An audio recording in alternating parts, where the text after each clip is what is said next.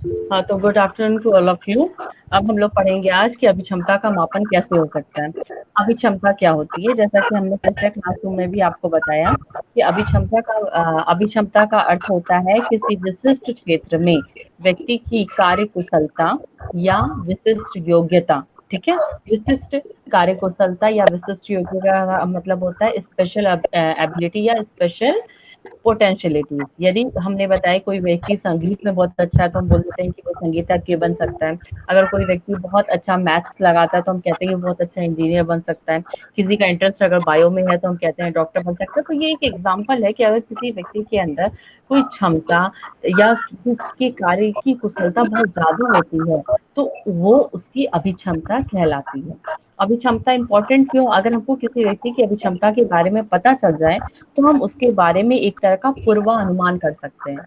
पूर्वानुमान मतलब एक तरह से हम उसके बारे में भविष्य में बता सकते हैं कि वो क्या बन सकता है और क्या नहीं बन सकता। तो हम लोगों के साथ प्रॉब्लम क्या होती है, जैसा कि सब कोई कहता है कि हम सबके अंदर एक स्पेसिफिक एबिलिटी होती है। हर एक इंसान के अंदर एक स्पेसिफिक एबिलिटी होती है जो किसी दूसरे इंसान में नहीं होती है, वही उसको स्पेशल बनाती है। हर एक पर्सन यूनिक होता है। तो हमको क्या है, हमको समझने की जरूरत है कि हमारे अंदर ऐसी कौन सी एबिलिटी है। ठीक है? अगर हम पूछे कि मेरे अंदर कौन सी एबिलिटी है तो कोई बता सकता है? Yes ma'am. बताओ, मतलब बताइए। अपने बच्चों का केयर करना। और पढ़ाने की बिल्कुल एबिलिटी नहीं है। नहीं मैम, वही तो बता रहे हैं ना, वही से तो शुरुआत होती है। अच्छा ठीक है, चलो ठीक है। तो ये एक तरह का क्या है, ये मेरी एक तरह की विशिष्ट योग्यता हो गई। और यही क्या हो गई, यही हमारी अभिक्षमता हो गई। ठीक है? अभी आपको पता है कि कुछ स्टूडेंट ऐसे होते हैं जिसको ड्राइंग बहुत अच्छा होता है, कुछ स्टूडेंट ऐसे होते हैं जो बहुत अच्छा गा लेता है, कुछ स्टूडेंट ऐसे होते हैं जो बहुत अच्छा डांस कर लेता है। तो हम उसके बारे में एक तरह का प्रिडिक्शन करते हैं, एक तरह का भविष्यवाणी कर सकते हैं कि उस एरिया में वो सफल होगा या असफल होगा। इस चीज को मापने के लिए, इस अभिक्षमता को मापने के लिए अलग अलग तरह का परीक्षण बना हुआ है। इस परीक्षण को हम 3 पार्ट में डिवाइड करते हैं। ठीक है? पहला हुआ सामान्य अभिक्षमता परीक्षण, जिसको हम जनरल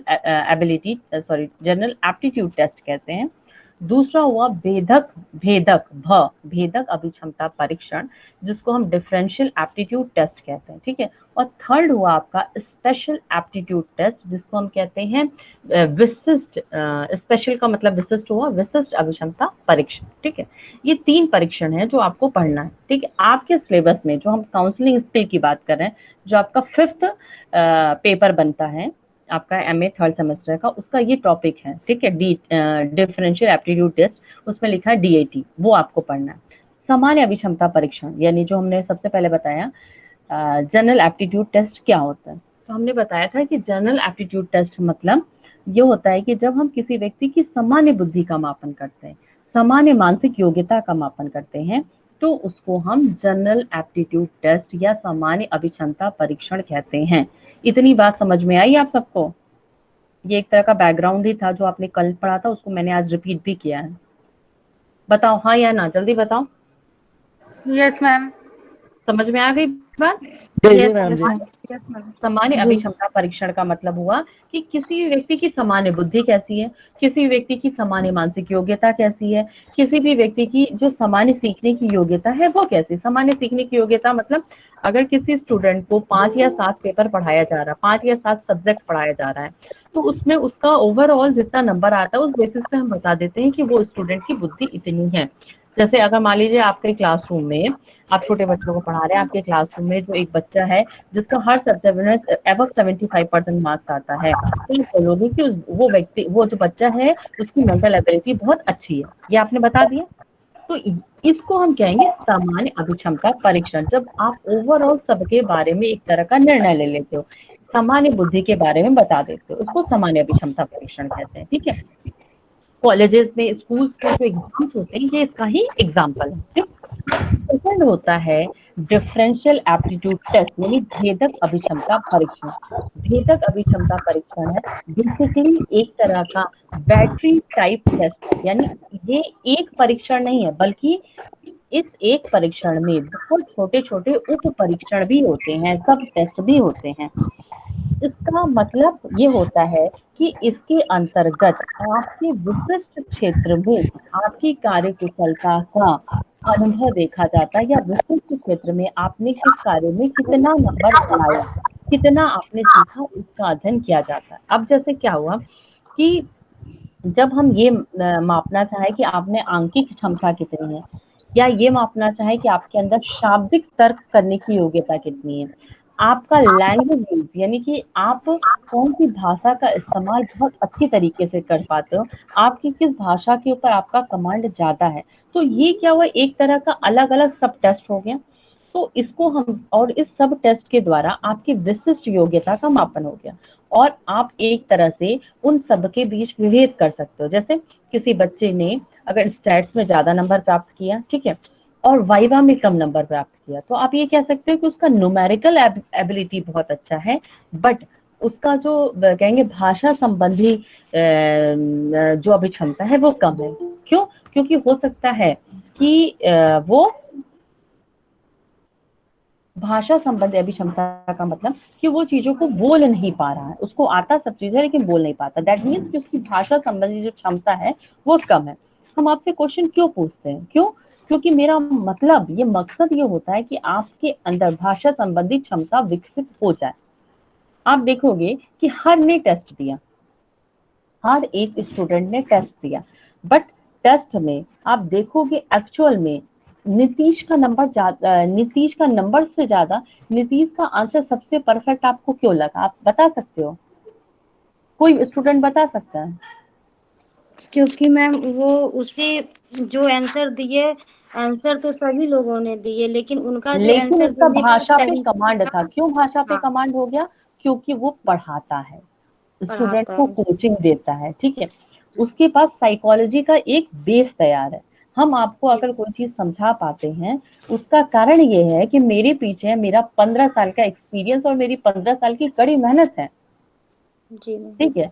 अगर मतलब हम कोशिश ये करते हैं, आपको कितना समझ में आता है हम बहुत पूरी तरीके से नहीं बता सकते, लेकिन मेरा ये कड़ी मेहनत है 15 सालों का। हम पिछले 15 साल से टीचिंग कर रहे हैं। 15 से क्या मतलब, जब से हम 12th में थे तब जब हम 12th में पहुंचे तो मेरे पिताजी की नौकरी जा चुकी थी।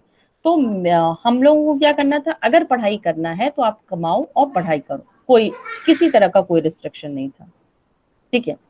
तो वो कड़ी मेहनत आज शायद लगता है कि हम चीज़ों को समझ पाते हैं, आपकी इकोनॉमिक प्रॉब्लम को समझ पाते हैं, आप नहीं समझ पाते हो इसलिए क्योंकि हमने वो जो कटु सत्य है ना दुनिया का वो देखा है कहीं न कहीं, ठीक है। और इसीलिए मैं आप सबको समझ पाती हूँ। और शायद उस समय जो हम मत एज़ अ स्टूडेंट हमें मेरे टीचर्स नहीं समझ पाते थे, तो हम ये नहीं चाहते कि मेरे स्टूडेंट के साथ भी वही प्रॉब्लम हो कि हम आपको ना समझ पाएँ, इसलिए हम हर एक स्टूडेंट को समझने की कोशिश करते हैं। चलो ये एक अलग बात हो गई। तो भेदक अभिक्षमता परीक्षण का मतलब होता है कि आपके अंदर जो विशिष्ट क्षमता है उसके बारे में विभेद कर पाए कि आपके अंदर आंकिक योग्यता ज्यादा है कि भाषा संबंधी योग्यता ज्यादा है। तो एक तरह का भेद कर दिया, इसलिए इसका नाम भेदक अभिक्षमता परीक्षण है। भेदक अभिक्षमता परीक्षण अलग अलग तरह के लोगों ने अलग अलग तरह का बनाया, बस सबसे बड़ा ड्रॉबैक ये है कि इंडिया में इस तरह का परीक्षण बहुत कम विकसित हो पाया है, ठीक है। जो ज्यादातर भेदक अभिक्षमता परीक्षण है उसमें से एक है जो बहुत ज्यादा फेमस है, ठीक है। वो बनाया था, डेवलप किया था, उनका नाम आप लोग लिख लीजिए, साइकोलॉजिकल कोऑपरेशन के द्वारा प्रकाशित किया गया था। वो परीक्षण भेदक अभिक्षमता परीक्षण का निर्माण बेनेट, BANNET, बेनेट, क्यों नहीं एडमिट हो रहा, बेनेट ने किया था। हिंदी में ब पे ए की मात्रा, न पे ए की मात्रा और ट। बेनेट ने किया था। शीशोर ने किया था, SEASHORE, सीशोर। और बैजमैन ने किया था, यानी WESMAN, वेस्टमैन ने किया था, ठीक है। भेदक अभिक्षमता परीक्षण का निर्माण 3 अमेरिकन मनोवैज्ञानिकों ने किया था। उसमें सबसे पहला नाम है बेनेट, दूसरा सीसोर, जैसे बोल रहे हिंदी में वैसा ही लिखा जाएगा। हिंदी की एक विशेषता है कि इसको जैसे बोला जाता है वैसे ही लिखा जाता है, जबकि इंग्लिश में ऐसा नहीं होता है। तो बेनेट, सीसोर तथा बेजमैन ने किया था, ठीक है। इन्होंने व्यक्ति की भेदक अभिक्षमता के मापन के लिए एक परीक्षण का निर्माण किया, ठीक है। इस परीक्षण में उन्होंने टोटल 8 उप परीक्षण रखा। ये जो बाद में एंट्री की है बेटा, आपका क्या नाम है? पप्पू के नाम से आपने एंट्री की है। माइक अनम्यूट करके आप अपना नाम बता दीजिए बेटा, या चैट बॉक्स में अपना नाम लिख दीजिएगा आप, ठीक है। भेदक अभिक्षमता परीक्षण का निर्माण बैचमैन, शीशोर तथा वैशमैन द्वारा किया गया था।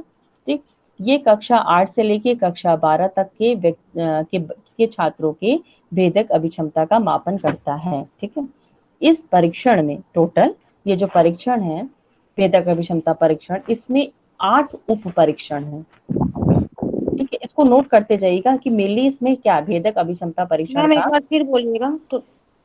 टोटल 8।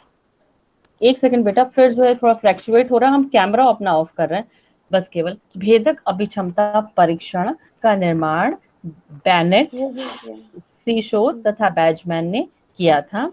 इस परीक्षण के द्वारा कक्षा 8 से लेके कक्षा 12 तक के बालकों या छात्रों के अभिक्षमता का मापन किया जाता है।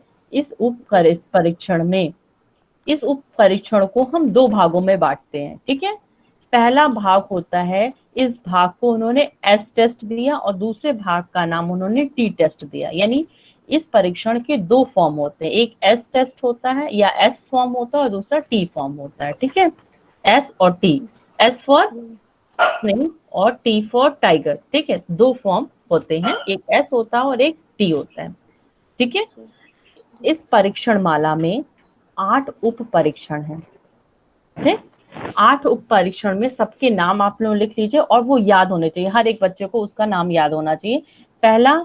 पहला जो परीक्षण है उसका नाम है वर्बल रीजनिंग, जिसको हम शाब्दिक तर्क कहते हैं। वर्बल रीजनिंग, शाब्दिक तर्क, वर्बल रीजनिंग, शाब्दिक तर्क। दूसरा होता है न्यूमेरिकल रीजनिंग, जिसको हम आंकिक योग्यता कहते हैं। ठीक है, आंकिक योग्यता। ठीक है, तीसरा होता है एब्स्ट्रैक्ट रीजनिंग, जिसको हम अमूर्त तर्क, हाँ एब्स्ट्रैक्ट रीजनिंग, जिसको हम अमूर्त तर्क कहते हैं। Clerical speech and accuracy test, जिसको हम लिपिकीय गति व परिशुद्धता परीक्षण कहते हैं। ठीक है, फॉर्म एस में ये 4 परीक्षण, मैम। पहला शाब्दिक तर्क हो गया, दूसरा आंकिक योग्यता गति और आंकिक तर्क, फिर लिपिकीय गति व परिशुद्धता। ठीक है, ये 4 टेस्ट जो होते हैं। न्यूमेरिकल के बाद क्या बताए थे? एक्सट्रैक्ट करके बताए थे, उसके बाद चौथा क्लैरिकल स्पीच, क्लर्क से बना है clerical speed and accuracy test. अच्छा, क्लरिकल टेस्ट। ठीक है, इसको लिपिकीय गति व परिशुद्धता कहते हैं। ठीक है, ये जो 4 टेस्ट हैं वो एस फॉर्म में आते हैं। ठीक है, अच्छा, एस में आते हैं। ठीक। दूसरा जो 4 और उप परीक्षण है उसका नाम लिख लीजिए, यांत्रिक तर्क, जिसको मैकेनिकल रीजनिंग कहते हैं। यांत्रिक तर्क, मैकेनिकल रीजनिंग। नेक्स्ट है आपका स्थानागत संबंध, स्थान से बना है स्थानागत संबंध, जिसको हम कहते हैं space relation, test relation, space relation, space SPACE, space relation, जिसको स्थानागत संबंध कहते हैं। नेक्स्ट है वर्तनी, जिसको स्पेलिंग कहते हैं, वर्तनी स्पेलिंग। और लास्ट है आपका भाषा प्रयोग, लैंग्वेज यूजेस, भाषा प्रयोग। ठीक है, ये 8 उप परीक्षण हो गए। हर एक उप परीक्षण के लिए समय भी निर्धारित किया गया है। जैसे अगर लाइन से लिखने हैं तो आप लोग लिख लीजिए 30 minute, 25 minute, 6 minute, 30 minute, 25 minute, 6 minute. ठीक है, 30 मिनट, 25 मिनट और 6 मिनट। इसके लिए 91 मिनट हो गया टोटल। चारों परीक्षण के लिए। फिर जी। उसके बाद से चारों परीक्षण है जिसके लिए आपका टाइम हो गया 30 मिनट, 25 मिनट, 10 मिनट और 25 मिनट। 25। 30, 25, 10 and then 25, again 25। अच्छा। ठीक है, ये इसके लिए टोटल हो गया आपका 90 मिनट्स। अच्छा, इसमें 90 मिनट्स। ओके। ठीक है, टोटल काउंट कर लीजिए। हाँ। ठीक है, तो ये टेस्ट आपके विभेदक अभिक्षमता परीक्षण है जो कि आपको पढ़ना था, डिफरेंशियल एप्टीट्यूड टेस्ट। तो मैम डिफरेंशियल एक एप्टीट्यूड इस टेस्ट एक एस टेस्ट हो गया, एक टी टेस्ट एक में ही दोनों। टेस्ट होगा। एस में आपके एस में 4 हो गए और टी में भी हाँ, 4 टी हो में गए। 4 है। जी। ठीक है, लास्ट वाला टी का हो गया, शुरू वाला एस का हो गया। हाँ, इसमें ये याद रखिए जो लिपिकीय परीक्षा गति व परिशुद्धता है परीक्षण, वही एक स्पीड टेस्ट है, अच्छा। बाकी सारा पावर टेस्ट है। और आपको हमने क्लासरूम में स्पीड और पावर टेस्ट क्या होता है बताया था, जो किसी बच्चे को याद नहीं होगा। स्पीड टेस्ट क्या होता है, पावर टेस्ट क्या होता है, किसी को मालूम है? Yes ma'am. बताओ। क्या मैम? स्पीड टेस्ट यानी गति परीक्षण किसको कहते हैं, और पावर टेस्ट मतलब शक्ति परीक्षण किसे कहते हैं? जब कोई टेस्ट का मैम निर्माण, स्पीड टेस्ट स्पीड को मापा जाता है जिसमें कोई इंसान कितना जल्दी किसी काम को कर सकता है। हाँ ठीक है, कोई भी क्षमता जो है, जैसे कि जो आपका बैंक वगैरह का एग्जाम होता है वो ज्यादातर स्पीड टेस्ट होता है। उसमें कक्षा 10 तक के मैथ्स आते हैं। जो अगर क्लर्क वाला एग्जाम होता है उसमें कक्षा 10 तक के मैथ्स के एग्जाम के जो क्वेश्चंस आते हैं, यानी कम समय में आप कितने से ज्यादा क्वेश्चन का आंसर दे सकते हो। जबकि जो पावर टेस्ट होता है उसमें हालांकि सब में टाइम इन्होंने दिया है, लेकिन टाइम जरूरत से ज्यादा इन्होंने प्रोवाइड किया है। क्यों? क्योंकि उनका मतलब होता है था कि ये पावर टेस्ट है, आप कितने से कितने क्वेश्चन का आंसर दे सकते हो, आपने कितना पढ़ाई किया हुआ। ठीक है,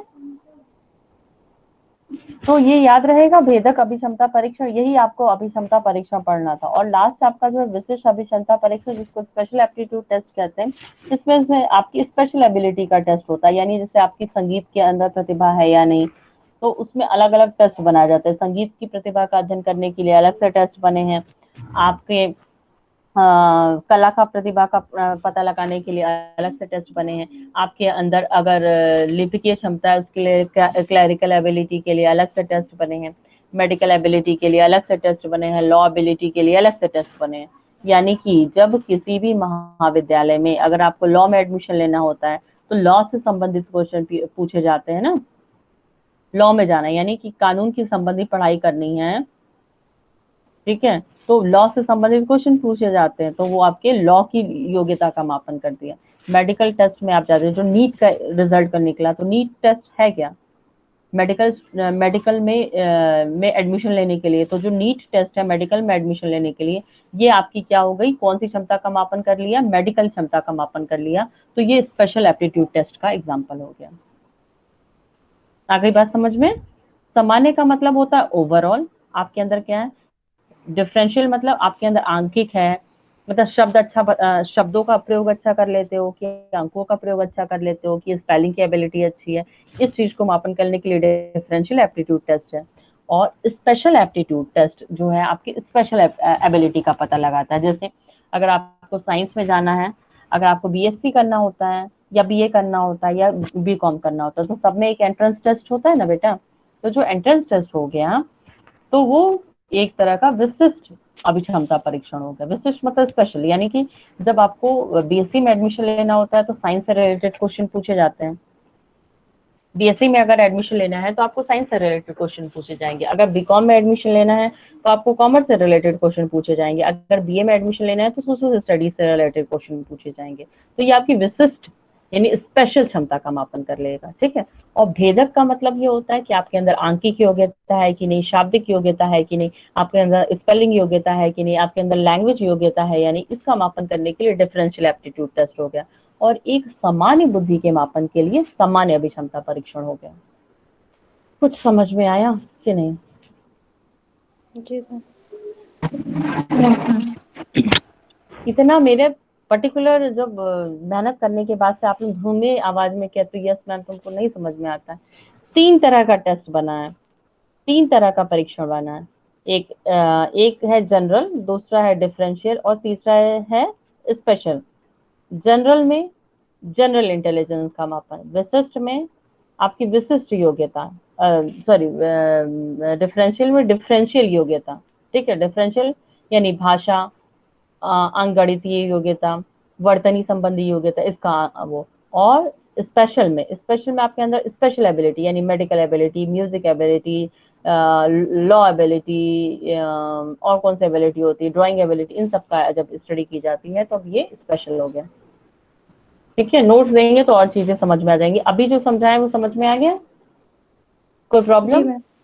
no Yes, ma'am. ma'am. Yes आप नो सिलेबस मैम। में केवल डीएटी ही पढ़ना है, डिफरेंशियल एप्टीट्यूड टेस्ट, ठीक है। डिफरेंशियल एप्टीट्यूड टेस्ट में आप सिंपल सी बात केवल और केवल यही लिखोगे कि ये एक तरह का बैटरी टाइप टेस्ट है। बैटरी टाइप टेस्ट मतलब कि ये एक परीक्षण नहीं बल्कि कई तरह के उप परीक्षण का एक रूप है, ठीक है। इसमें सबसे ज्यादा प्रसिद्ध परीक्षण है जिसको हम डिफरेंशियल एप्टीट्यूड टेस्ट यानी भेदक अभिक्षमता परीक्षण कहते हैं, जिसका निर्माण 3 अमेरिकन मनोवैज्ञानिकों द्वारा किया गया, जिसका नाम बेनेट, सीशो, बेजमैन था, ठीक है। इन्होंने 8 उप परीक्षण बनाए और हर एक उप परीक्षण का समय भी निर्धारित किया, और 8 उप परीक्षण का मतलब हुआ कि 8 तरह की योग्यता का मापन करना। बस सिंपल सा ये लिखना है। जनरल काउंसलिंग स्किल जो 5th पेपर है आप लोगों का, उसका ये टॉपिक है differential aptitude test. Second semester में भी आपका ये टॉपिक है। कोई प्रॉब्लम? No ma'am. चलो थैंक यू। No ma'am. मुझे रिक्वेस्ट करने पे आप लोगों ने क्लास अटेंड कर लिया, लेकिन सच बताएं इसमें प्योरली आप ही लोगों का फायदा है, मेरा फायदा कम, आप लोगों का फायदा ज्यादा है।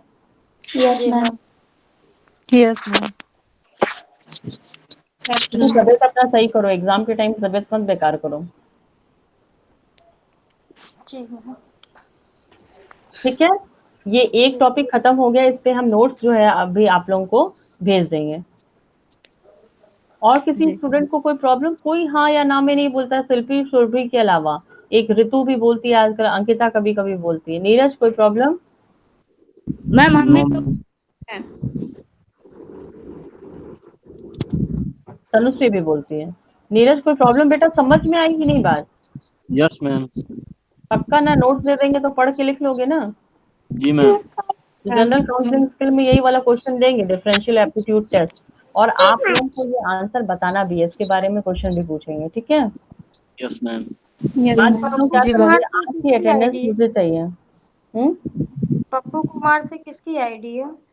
जो भी आईडी जिसकी भी, आज का हमको अटेंडेंस चाहिए, एक पेज पे अटेंडेंस लिख के दे जी दीजिएगा। मैम, हम तैयार कर रहे हैं। 1-2 स्टूडेंट है जो कि आप वो मतलब बोले थे कि वो अपना नाम, रोल नंबर ये सब सेंड करने के लिए नहीं सेंड किए, तो फाइनल लिस्ट हम तैयार कर रहे हैं। जो मेरे पास है हम आपको भेज देते हैं। अच्छा ठीक है, जिनका लेकिन आज का भी हमको चाहिए अटेंडेंस। जी, जितने आज बच्चे जितने आज जुड़े हुए हैं वो सब अपना नेम, रोल नंबर वगैरह लिख के दे देंगे, ठीक है। नेम, यूनिवर्सिटी रोल नंबर और क्लास रोल नंबर। आज का वो चाहिए लिस्ट हमको। रिकम, रिकम, यस मैम। रिकम, आज का अटेंडेंस आप बनाओगे।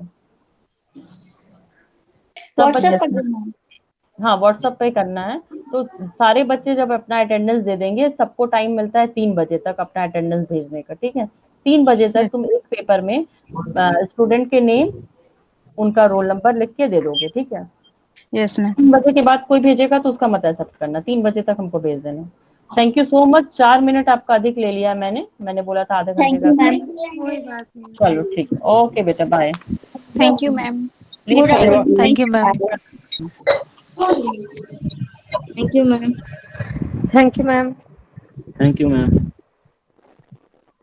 मैम चली गई। आप है ना? Thank you ma'am. मैम चले गए। Thank you ma'am. Thank you ma'am. आप है ना? अभी थैंक यू कहा जा रहा है। कॉल रिकॉर्ड हो रहा है, आराम से रखो। अच्छा ठीक है।